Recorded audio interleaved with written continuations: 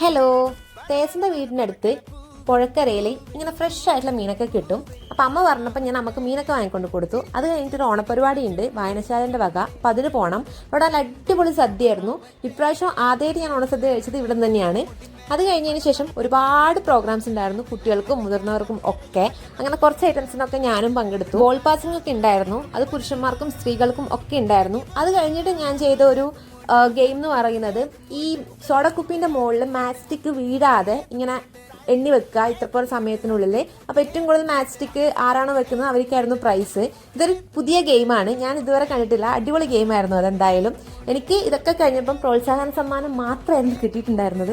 എന്നാലും എല്ലാത്തിനും പങ്കെടുക്കാൻ പറ്റി. അത് കഴിഞ്ഞിട്ട് ഈവനിങ് ആയ സമയത്ത് നമുക്ക് കുറച്ച് ഷോപ്പ് ചെയ്യാനൊക്കെ പോകണമായിരുന്നു. അപ്പോൾ നമ്മൾ സെഞ്ചുറിയിലേക്ക് പോയി. അവിടെ പോയി കുറച്ച് ഡ്രസ്സൊക്കെ എടുക്കാനുണ്ടായിരുന്നു. അവിടെയും അവരിങ്ങനെ പൂക്കളൊക്കെ ഇട്ട് ഡെക്കറേറ്റ് ചെയ്യുന്നുണ്ടായിരുന്നു. അപ്പോൾ ബാക്കി വിശേഷങ്ങളൊക്കെ നെക്സ്റ്റ് വീഡിയോയിൽ. ടാറ്റാ.